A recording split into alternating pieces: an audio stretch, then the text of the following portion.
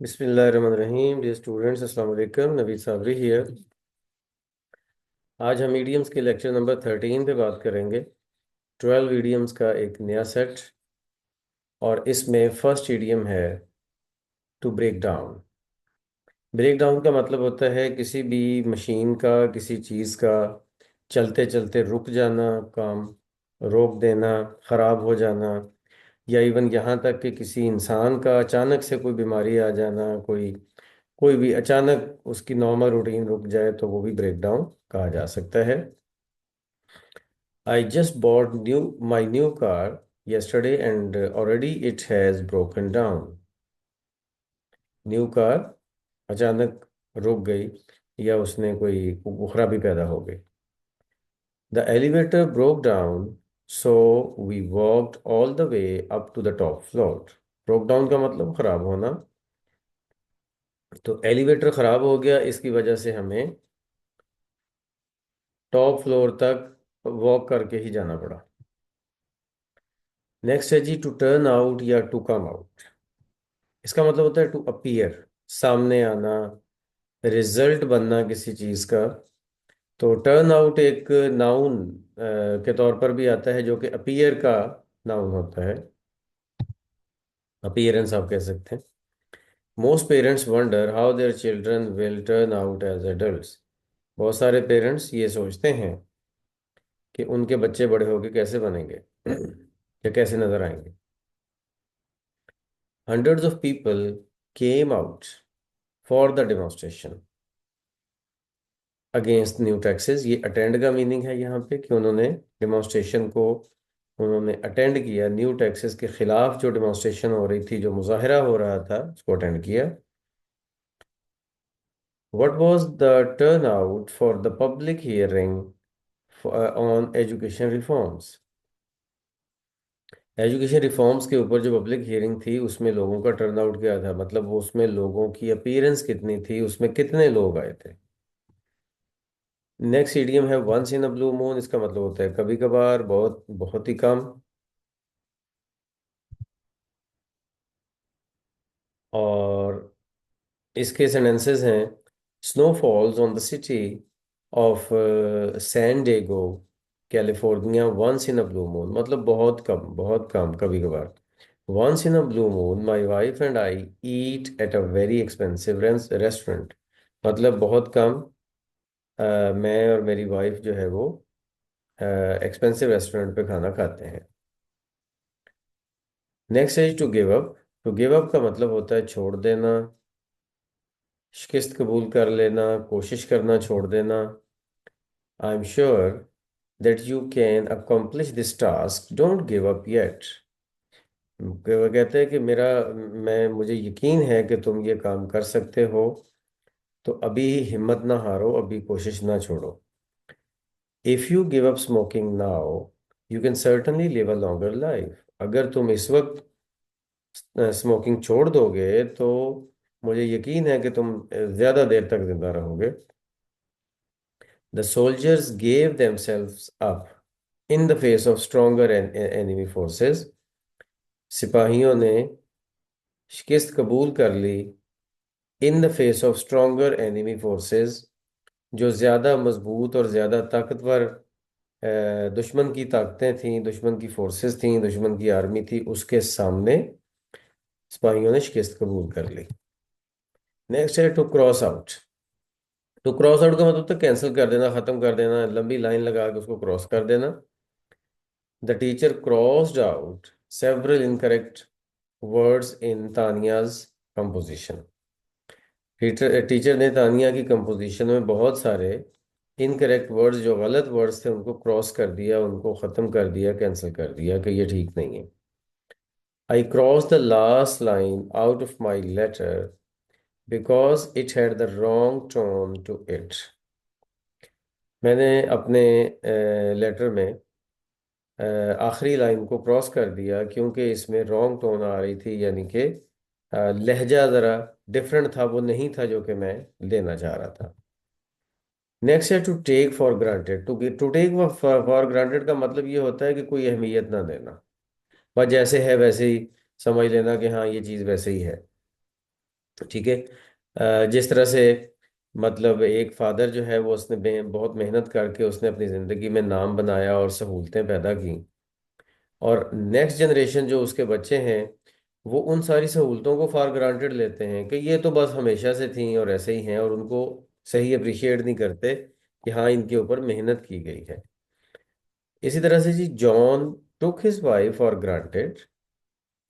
John अपनी wife को अहमियत नहीं देता था until once when he was very sick and needed her constant attention for a week, यहाँ तक कि वो बीमार हुआ और उसको एक हफ्ते के लिए अपनी बीवी की परमानेंट जो अटेंशन है, मुस्तकिल जो तवज्जो है, उसकी ज़रूरत पड़ी। तब उसने अहमियत देनी शुरू की अपनी बीवी को। He spoke English so well, उसने इंग्लिश इतनी अच्छी बोली that I took it for granted he was an American, कि मैंने यही समझा कि वो एक अमेरिकन है, और वो इतनी अच्छी बोल ही लेगा। मतलब एक फॉर ग्रांटेड मैंने अज्यूम किया कि ये ऐसे ही होगा, कोई उसको खास मैंने कोई इम्पोर्टेंस नहीं दी। He took for granted that I wasn't American because I took English I spoke English so poorly. उसने इस बात को बगैर सोचे समझे मान लिया, या ये फर्ज कर लिया कि मैं अमेरिकन नहीं हूँ क्योंकि मैं तो इंग्लिश अच्छी नहीं बोलता। नेक्स्ट है जी, to take something into account. इसका मतलब ये होता है किसी चीज़ को सोचना, किसी चीज़ को कंसिडरेशन में लाना, किसी चीज़ को इवेलुएट करना, जज करना कि ये हाँ है, उसको इम्पोर्टेंस देना। द जज took the prisoner's young age into account before sentencing him to 3 months in jail. जज ने जब प्रिजनर को 3 महीने जेल में कैद दी की सजा सुनाई, तो उसने उसकी एज को, जो प्रिजनर था, जो कैदी था, उसकी यंग एज को भी जहन में रखा। तो जहन में रखना यहाँ पे मीनिंग है, educators should take into account the cultural background of students when planning a school curriculum. Educators जब स्कूल करिकुलम प्लान कर रहे हों तो उन्हें स्टूडेंट्स के कल्चरल बैकग्राउंड का ख्याल रखना चाहिए। नेक्स्ट है टू मेक क्लियर, किसी चीज को वाजे कर देना। टू क्लैरिफाई, टू एक्सप्लेन, किसी चीज को क्लियर कर देना, किसी चीज को क्लैरिफाई कर देना कि ये बहुत अच्छी है, या एक्सप्लेन करना। एक्सप्लेन करना मतलब दूसरों के लिए उसको वाजे कर देना। Please make clear that he should never act so impolitely again. Please या बराए मेहरबानी वाजे करें कि वो दोबारा से इतना गैर शाइस्ता अंदाज में एक्ट नहीं करेगा, बिहेव नहीं करेगा। The supervisor made it clear to the workers. Supervisors ने सुपरवाइजर ने वर्कर्स को ये क्लैरिफाई कर दिया, उनको ये वाज़ेह तौर पर बता दिया that they had to increase their productivity, कि उन्हें पैदावार को, अपनी प्रोडक्टिविटी को इंक्रीज करना पड़ेगा, इम्प्रूव करना पड़ेगा। नंबर 9 है जी, क्लियर कट।